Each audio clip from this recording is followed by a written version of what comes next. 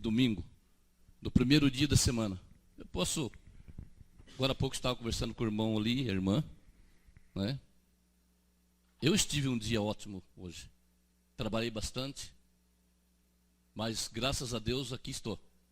Que eu trabalho, com certeza que o trabalho edifica o homem. Que o homem sem trabalho é meio difícil. E que quando nós estamos trabalhando, com certeza que a nossa mente está ocupada com alguma coisa. E é bom. Eu falo, sempre tenho comentado com os irmãos, eu vou deixar quarta-feira. Quarta-feira é o meu que vou estar pregando. E quarta-feira eu quero falar um pouco do que Deus fez para mim dentro desse ano. Não um pouco, foi muito pela minha saúde. Então eu louvo a Deus e dou glória a esse Deus, porque não é aí nessas igrejas aí fora só que saem as bênçãos que estão recebendo. As bênçãos que nós recebemos, nós como povo adventista, é a bênção verdadeira de Deus. Eu dou graças a Deus também pelas pessoas, pelas irmãs. Eu não vou continuar, senão eu vou acabar contando tudo. Eu vou deixar para quarta-feira. Se você quer ouvir, quer vir ver a realidade que Deus faz na nossa vida, vem quarta-feira e você vai ficar sabendo. O milagre que Deus concede na vida de cada um de nós, quando nós abrimos nosso coração e clamamos a Deus. Mas não somente a minha oração. Eu não sei as orações de quem que Deus foi ouvido. Mas eu tenho certeza que daqui dessa igreja foi 5 irmãs que esteve orando por mim. Enquanto teve eu e mais um irmão só orando. O pastor teve na minha casa? Teve. Que a minha situação ele viu que era crítica. O problema meu era sério. Mas graças a Deus estou aqui. Feliz e alegre, porque dá a impressão na minha vida que eu voltei 10 anos atrás. Então quarta-feira, se quer ver o resumo disso, você vai vir aqui. Vai vir e vai ver o que Deus fez na minha vida e pode fazer na vida de qualquer um de vocês que estão aqui nessa noite. Vamos, irmãos, ajoelharmos para orarmos ao Senhor.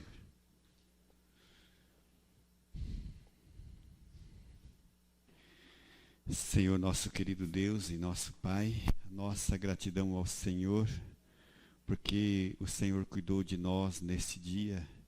Em nossos afazeres, nós sentimos a Tua presença bem perto de nós.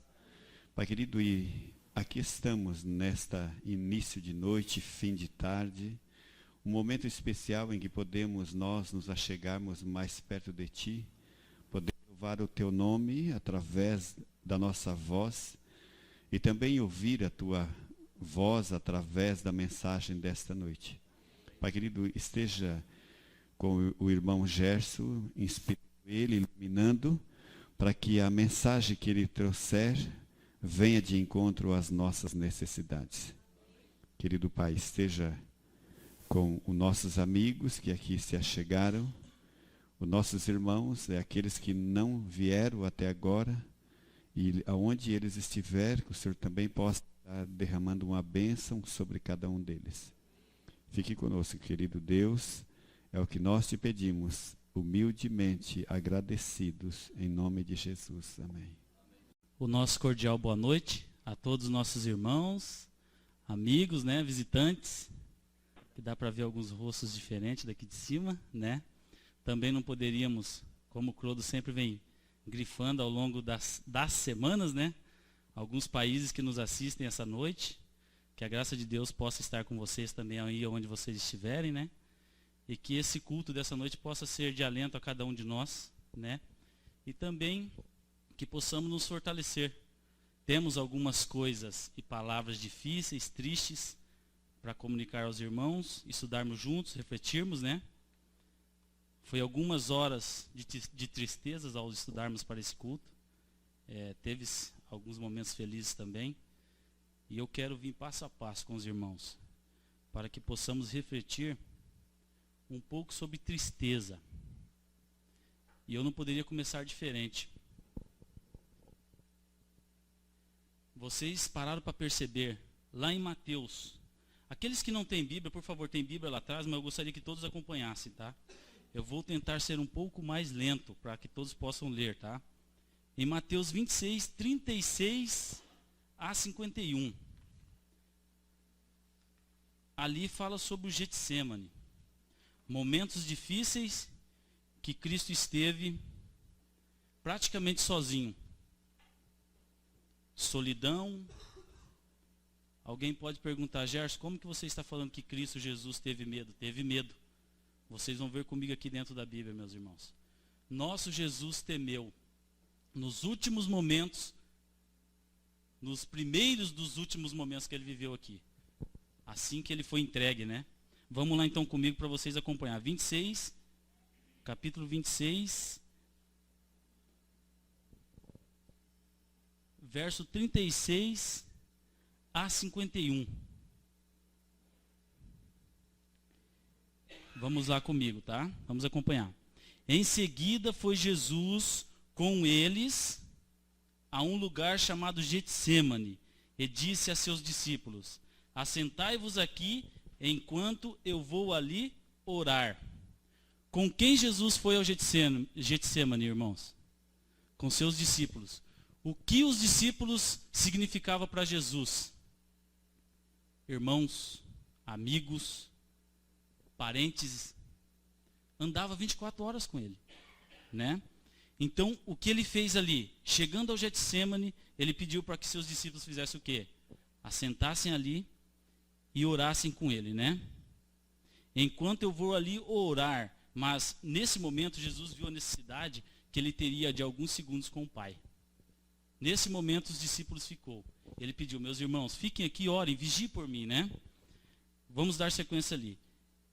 Levando ele consigo Pedro e os 2 filhos de Zebedeu, começou a entristecer e angustiar-se.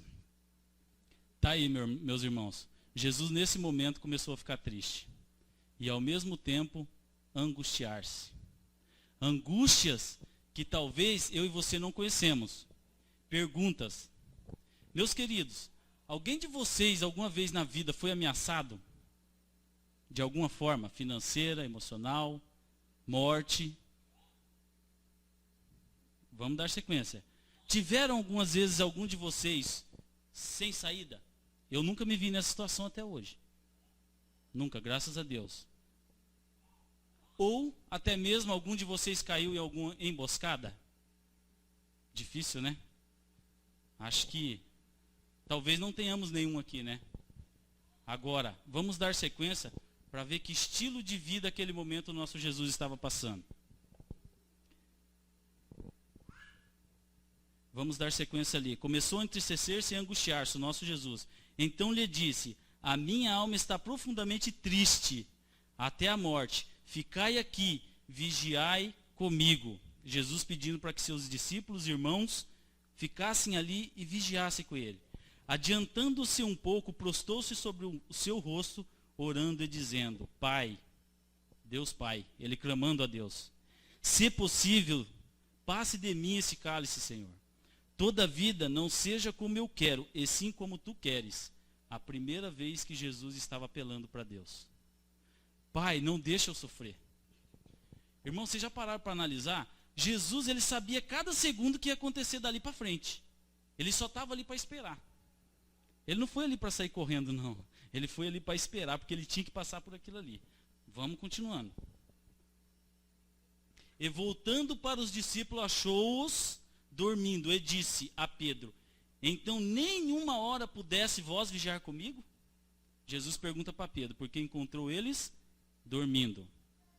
Aí novamente Jesus pergunta não, leva a ordem a eles: vigiai e orai, para que não entreis em tentações. O espírito na verdade está pronto, mas a carne é fraca. Jesus, ele era ser humano ou não era ali, irmãos? Era. Estava com medo ou não estava? Muito. Vamos dar sequência nos próximos versículos, vocês vão ver como Jesus temeu. Tornando a retirar-se, orou de novo, dizendo: Pai, se não é possível, passa-se de mim este cálice. Pela segunda vez. O que ele estava sentindo nesse momento, meus irmãos? Medo, angústia, terror. Porque ele sabia, talvez ele não conseguiria aguentar. Novamente ele pede para Deus: se não é possível, passa-se de mim desse cálice. Sem que eu o beba, faça-se a tua vontade. Sempre, sempre, sempre, em primeiro lugar, Deus. E voltando, achou outra vez dormindo, porque os seus olhos estavam pesados, os olhos dos discípulos novamente estavam dormindo, não aguentaram. Novamente Jesus, deixando-os novamente, foi pela terceira vez, repetindo a mesma palavra. Então voltou para os discípulos e disse: ainda dormes e repousais? Eis que é chegada a hora, e o Filho do Homem está sendo entregue nas mãos dos pecadores. Queridos, essas 3 idas, vocês perceberam como Jesus ia voltar, via e voltava? Nesse momento ele estava tendo paz com ele? Não, angústia pura. É que nem quando você está numa ansiedade de chegar em algum canto ou esperando alguém, a gente, ser humano, tem essa característica, né? A gente vai e volta naquela agonia. Nesse momento Jesus estava temendo pela morte. Sabia que o diabo ia fazer com ele o quê? Massacrá-lo, né? E ele temia mesmo assim. Neste momento, Jesus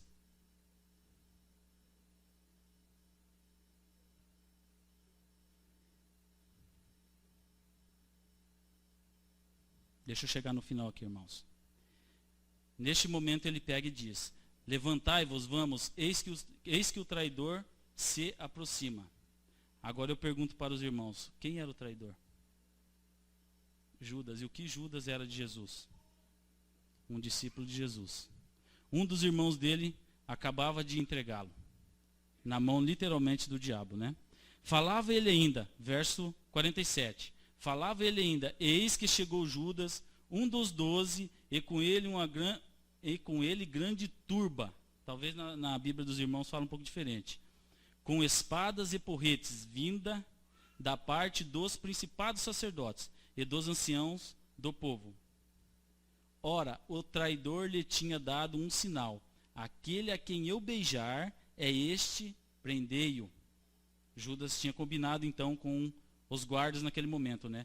E logo aproximando-se Jesus, lhe disse: salve, mestre, e o beijou. Então Judas naquele momento acabava de entregá-lo. Jesus lhe disse: amigo, para que vieste? Jesus já sabia. Só que ele não queria, parece que nesse pequeno versinho aqui, amigos, para que vieste? Amigo, para que vieste? Parece que ele estava tentando não acreditar o que estava para acontecer. Literalmente angustiado nosso Deus. Aproximando-se, eles deitaram as mãos em Jesus e o prenderam. Eis que um dos que estavam com Jesus, estendendo a mão, sacou da espada e, golpeando o servo do sumo sacerdote, cortou-lhe a orelha. Sabe, queridos, nesse momento, eu e você talvez não saiba não fazer nem um mínimo do reconhecimento assim do que Jesus passou ali. Porque nem mesmo os seus próprios irmãos e discípulos que estavam com ele, ele pediu para que ficasse para trás um pouco, porque era angustiante. Mas entre ida e volta, da primeira à terceira vez, vocês voltando aqui, deixa eu só ver se eu acho aqui, se os irmãos conseguirem achar aqui, junto comigo, me orienta daí. A primeira vez que Jesus foi orar, que deixou os discípulos aqui, a minha alma está profundamente, fique e vigiai comigo. Ele levou 1 hora. E voltando para o discípulo, achou dormindo e disse: Pedro Simão, nenhuma hora, no verso 40, nenhuma hora pudeste vós vigiar comigo? Aí dá para a gente entender nos versinhos seguintes, que de ida e vinda, Jesus levava 1 hora exatamente. Então, resumindo, aquela angústia durou aproximadamente 3 horas. Vamos confirmar comigo aqui. Vigiai, no caso aqui, está pronto, mas a carne é fraca. Tornando a retirar-se, orou de novo, dizendo: Pai. Então, resumindo, ele repetiu a mesma palavra por 3 vezes. E se a primeira vez durou 1 hora, as demais foi 1 e mais 1. Então, foi por 3 horas essa angústia de Cristo. Nós, talvez, na nossa angústia, a gente não aguenta 5 minutos. Depende do estilo de angústia que a gente passa, né? Agora, Deus sabia o estilo de dificuldade e sofrimento que teria pela frente. Jesus, com seu amor infinito, ele não deixou esse mesmo exemplo para nós. Ele não deixou nós sequer saber o dia e a hora que ele viria. Porque ele já sabia que mal eu e você conseguiríamos aguentar 5 segundos de angústia. O que ele fez? Você procurando na Bíblia como um todo, você não encontra o dia e a hora que ele vem, certo? Temos seitas aí que vocês ouviram nos últimos dias, que está com dia e hora marcada para esse mês, certo? Não é assim que estão falando aí? Vamos comigo, confirmando também dentro da Bíblia. Vimos agora a angústia de Jesus. Vimos e vamos ver agora também que ele não deixou o dia e a hora, por quê? Para que a gente não se angustiasse. O pouco de angústia que a gente tivesse nesse mundo seria o básico para a gente sofrer, né? Nós não sabemos o dia e a hora. Vantagens para não entrar em desespero. Porque se não sabendo o dia e a hora, os seres humanos inventam e criam datas e horas e se matam em si próprios, imagina se soubesse.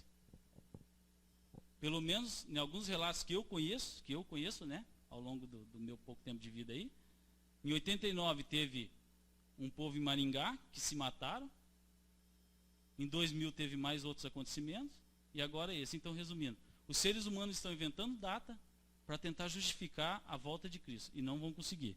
Vamos comigo lá então, vamos provar dentro da Bíblia também, tá? Os maias que falam isso, meus irmãos, e é dia 21/12. Só que o mundo não vai acabar, fica tranquilo, porque na lei de Deus e na sua palavra não conta isso. Não conta isso. Tudo, desde lá de Gênesis, que foi o nosso princípio do mundo, até agora Apocalipse, que é os dedos da estátua de Nabucodonosor que estamos vivendo, vem relatando item por item, tudo que a Bíblia relatou até hoje foi cumprido. Não tem nenhum furo e nenhuma sombra de dúvidas, né? Várias pessoas tentaram adivinhar e muitos morreram, pois entraram em desesperos por falta de conhecimento. O conhecimento é a falha. O ser humano, literalmente, nós às vezes falhamos. Temos preguiça de estudar, temos preguiça de ler, de entender, criamos expectativas dentro de ilusões da nossa vida, né? Assim que fazemos. Mas o nosso Deus, dentro da sabedoria dele e amor infinito que tem por cada um de nós, ele deixou a sua palavra, ele veio, viveu como ser humano, sofreu, viu os limites que nós conseguiríamos alcançar como seres humanos, então ele nos deixou exemplos. Vamos comigo aqui, vamos para Mateus agora, irmãos. 24, a gente vai ler do 3 ao 14, tá? Estou pegando alguns versos meio comprido aqui para a gente tentar entender melhor, né? Fala ali no Monte das Oliveiras. Mateus 24, volta uma folha ali que vocês já vão encontrar. Do 3 ao 14. Ninguém sabe o dia e a hora da vinda de Cristo. Vamos lá, vamos confirmar isso. No Monte das Oliveiras, achava-se Jesus assentado, quando se aproximaram dele os discípulos. Em particular, lhe pediram, dize-nos,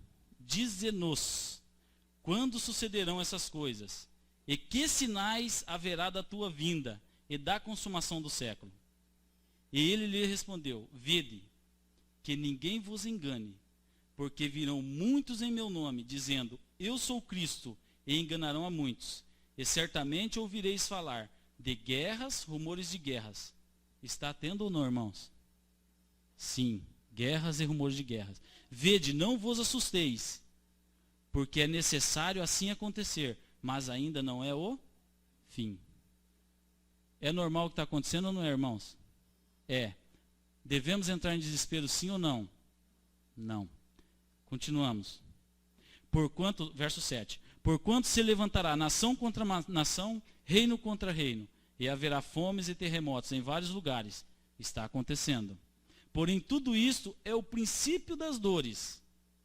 É o princípio. Então sereis atribulados e vos matarão, sereis odiados de todas as nações por causa do meu nome. Nesse tempo muitos hão de se escandalizar, trair e odiar uns aos outros. Levantar-se-ão muitos falsos profetas e enganarão a muitos. E por se multiplicar a iniquidade, o amor se esfriará de quase todos. Triste isso, né? A gente vivendo, temos exemplo na Bíblia, Jesus passou por tudo isso aqui, nos deixou exemplos, e muitos esfriarão o amor. Não acreditarão mais em Deus. Continuando. Aquele, porém, que perseverar até o fim, esse será salvo. E será pregado este evangelho do reino a todo mundo, para testemunho de todas as nações. Então virá o fim. O evangelho está sendo pregado, né? Tudo daqui para cima, do verso 3 até o verso 13, tudo já está acontecendo. Só que são o princípio do fim, não é o fim ainda. O evangelho ainda não chegou em muitos corações. Tem muitas pessoas que Jesus precisa resgatar, né? Nós, vivendo neste mundo, não tivemos nenhum estilo de tribulação que nós não conseguimos ainda ultrapassar. Estamos vivos, saudáveis. Tem dificuldade? Sim, normal.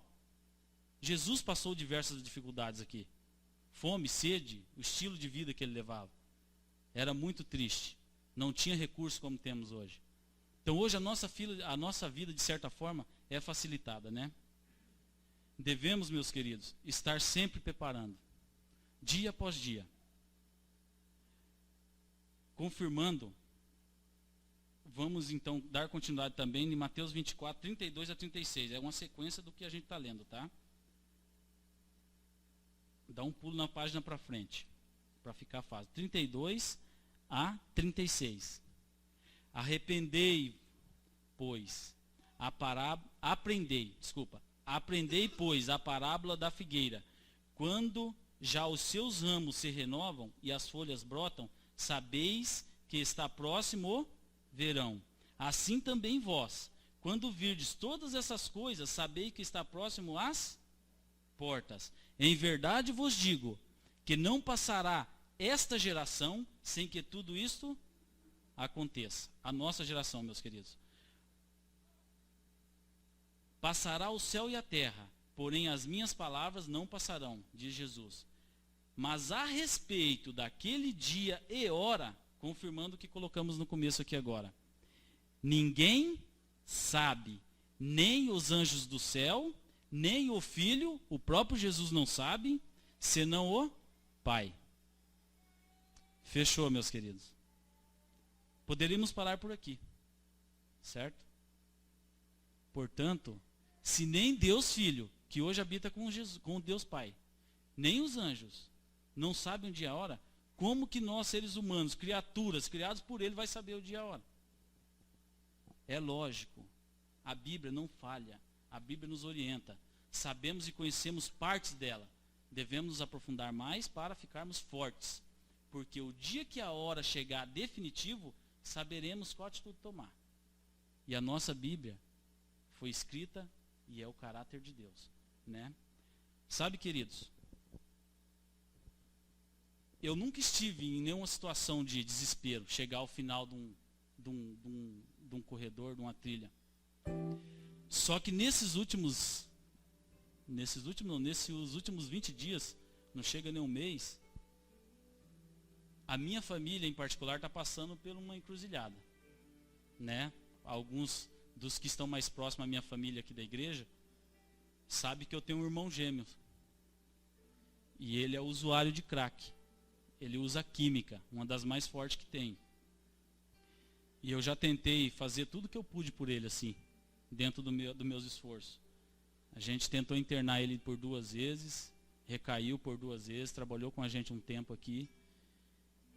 E ele, nesse caminho dele, indo e volta comigo por perto, e a gente aconselhando muito e tal, muitas vezes a gente conseguiu alcançar o coração dele, mas a maioria das vezes não, porque ele não queria ouvir. E nesse caminho que ele seguiu, porque nós dois foi batizados junto na igreja. Eu fui por um caminho, ele foi para outro. Ele foi como se fosse um arame farpado. Ele foi se envolvendo de uma forma que nesses últimos 15 dias ele se enrolou até o pescoço. O que eu quero dizer com os irmãos? Ele está literalmente numa emboscada. O meu irmão gêmeos. Neste momento ele está há 15 dias preso, tá? Lendo, inclusive, vendo o que Jesus traria através de mim para os irmãos, eu me vi na obrigação de passar para a igreja como a vida do ser humano é muito delicada, principalmente a mente, se você não fortalece ela com coisas saudáveis. No caso dele, ele se foi fortalecendo por coisas que não daria futuro para ele. O que aconteceu? Ele plantou diversas raízes no mundo, se envolveu com traficantes, deveu para traficantes, entregou alguns traficantes para a cadeia, né? E agora, por último, ele foi pego com um traficante dentro do carro e os traficantes querem que ele assuma a droga. O revólver ele assumiu. Não, os traficantes assumiu, porque o revólver dá fiança. O pessoal solta, né? Eu não sei como fala. O pessoal solta, tem fiança o revólver e a droga não tem. Só que nessa cadeia que ele entrou, no decorrer dos últimos 5 anos, teve 4 rapazes que ele jogou lá junto com a polícia. Então, literalmente, ele já entrou prometido de morte. Agora, ele não pode sair, porque os 2 que foi pego junto com ele, falou para ele, se ele não assumir a droga, eles matam ele. Então, ele já entrou dentro da cadeia para uma cela chamada seguro. Ali é o tal dos cagueta que eles chamam, né, na língua deles. Então, ele não pode sair para fora, porque para ele sair para fora, ele tem que falar que a droga que foi pego com ele estava com os outros 2 rapazes. E se ele falar isso, eles matam ele. E se ele ficar dentro da cadeia, eles matam ele também, porque os 5 que ele entregou um tempo atrás está lá. Então ele está no meio de uma emboscada, ele não tem para onde correr. Ele chora, ele liga para toda a família, quase todos os dias. E a gente não sabe o que fazer. O meu pai e minha mãe estão em desespero, nós estamos em desespero.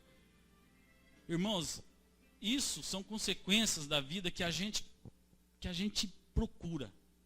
Porque essa procura, ele procurou. E agora?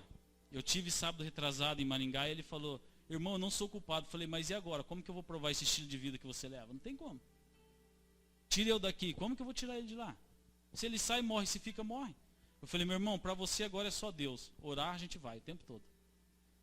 Então, meus queridos, cuidado. Talvez aqui, graças a Deus, nós estamos na igreja, estamos tentando e seguindo um caminho reto, perfeito.